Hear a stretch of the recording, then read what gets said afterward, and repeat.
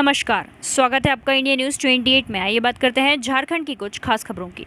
धनबाद के निरसा में कोयला हेरा फेरी का मामला।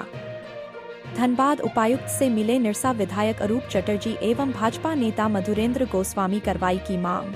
पिछले 11 जुलाई शनिवार को निरसा थाना द्वारा जब्त की गई 4 हाइवा पर 4 दिन बीत जाने के बाद भी प्राथमिकी दर्ज नहीं होने के विरोध में निरसा विधायक अरूप चटर्जी एवं निरसा व्यापार मंडल के निदेशक सह भाजपा नेता मधुरेंद्र गोस्वामी ने उपायुक्त धनबाद से मिलकर लिखित शिकायत दी एवं वस्तु स्थिति से अवगत कराया।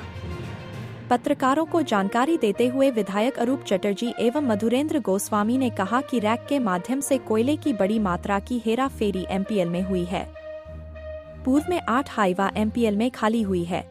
4 हाइवा पकड़े जाने के 4 दिन बाद भी प्राथमिकी दर्ज नहीं हुई है। उन्होंने बताया कि मेसर्स गन नायक कोल ट्रांसपोर्ट कंपनी रांची को बालीडीह रेलवे यार्ड से कोयल पहुंचना था, जबकि उनके द्वारा ऐसा नहीं करके पाथरडीह के एक भट्ठा से मिट्टी पत्थर की आपूर्ति की जा रही थी। यह राष्ट्रीय संपत्ति की लूट है और इस लूट में एमपीएल के अधिकारियों की मिलीभगत है। उन्होंने उपायुक्त से पकड़े गए 4 हाइवा पर तत्काल प्राथमिकी दर्ज करने, ट्रांसपोर्टिंग कंपनी को ब्लैक लिस्ट करने एवं इस पूरे मामले की व्यापक जांच के लिए भारत सरकार के ऊर्जा मंत्रालय को सूचित करने की लिखित शिकायत की। इनके अलावा भाजपा नेता मधुरेंद्र गोस्वामी के द्वारा इस पूरे मामले की जानकारी झारखंड के नेता प्रतिपक्ष बाबूलाल मरांडी के संज्ञान में दिया गया। धनबाद जिला ब्यूरो पप्पू केवट की रिपोर्ट। गन्नायक कोल एवं कंस्ट्रक्शन प्राइवेट लिमिटेड के द्वारा आरएनआर मोड में कुछ एमपीएल को कोयला सप्लाई की जाती थी, जिसमें 1900 कुछ टन की शॉर्टेज हो गई थी, जो बाद में कंपनी को 1,81,00,000 का पेनल्टी चार्ज किया था। लेकिन पेनल्टी के बदले एमपीएल ने उसको बाय रोड या दूसरे कोई भी माध्यम से सप्लाई करने की बात कही। गन्नायक के द्वारा पाथरडीह में कोई डिपो से माल लाने की बात आ रही, जो एमएनएस ट्रेडिंग के द्वारा उसको बेची गई। लेकिन जो डी फॉर्म है या डी चालान है, जो माइनिंग चालान होती है, वो भी एमएनएस की है। एमएनएस ने डायरेक्टली माल सप्लाई किया एमपीएल को, जबकि ऑर्डर गन्नायक कोल कंस्ट्रक्शन कंपनी की थी। तो ये जो माल आ रही थी, इसको यहाँ के कुछ लोकल हमारे हाईवा के मालिकों ने उसको रोका था और उसके बाद उसको थाना में दे दिया गया। थाना में जो माल पकड़ी गई है वो बाकायदे कोयला नहीं, वो भी कैसा कल में दिखती है, तो वो कोयला भी नहीं है।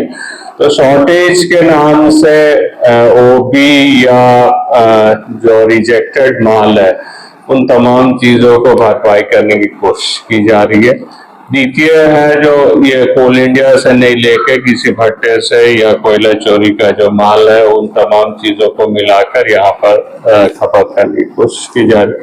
हम लोगों ने डीसी से मिलकर हमने अपना पत्र भी दिया लेटर हेड में, और तमाम डॉक्यूमेंट्स भी हम लोगों ने दिया। सारे प्रतिनिधि हम लोगों के साथ थे और डीसी से मांग किया जो इससे जांच करके जो भी दोषी है, चाहे उसे एमपीएल के अधिकारियों की भी जो मिली भगत है, उन तमाम चीजों को जांच करके इस पर कार्रवाई करे। हमने एसएसपी साहब से भी मांग किए थे जो इस पर इमीडिएटली एफआईआर हो एवं तमाम जो कंपनी चाहे एमएनएस ट्रेडिंग हो, गन्नायक कोल कंस्ट्रक्शन प्राइवेट लिमिटेड हो या माइथन पावर लिमिटेड के तमाम अधिकारियों पर कार्रवाई करना। ऐसा नहीं लग रहा कि काम मुकम्मल करके ऐसा लीपापोती हो जाए मामला? नहीं, मामला लीपापोती की पहले दिन से ही कोशिश की जा रही है। हमें पता नहीं क्यों अधिकारी इस पर एफआईआर लॉन्च करके जांच करने में कहीं ना कहीं पीछे हट रहा है, क्योंकि इस मामले में काफी बड़े ओहदे वाले लोगों का या पैसे वाले लोगों की इन्वॉल्वमेंट है। इसलिए कहीं ना कहीं हम समझते जो एफआईआर रजिस्टर नहीं करते, इसको लीपापोती करने की बात करें। में जो 4 हाइवा पकड़ाई थी, 4 दिन बीत जाने के बाद भी अभी तक उन हाइवा पर प्राथमिकी दर्ज नहीं हुई है। इसके विरोध में हम लोग कल धनबाद के उपायुक्त महोदय से मिले और मिलकर के लिखित रूप से उनको शिकायत दी और विस्तृत रूप से पूरे साक्ष्य के साथ, डॉक्यूमेंट के साथ उनको बताने का काम किए कि ये जो हाईवा है पूरे रूप से ये अवैध है, गलत है और एमपीएल के अधिकारियों की इसमें मिली भगत है। जीपीआरएस की ट्रैकिंग रिपोर्ट हम लोगों ने दिया है।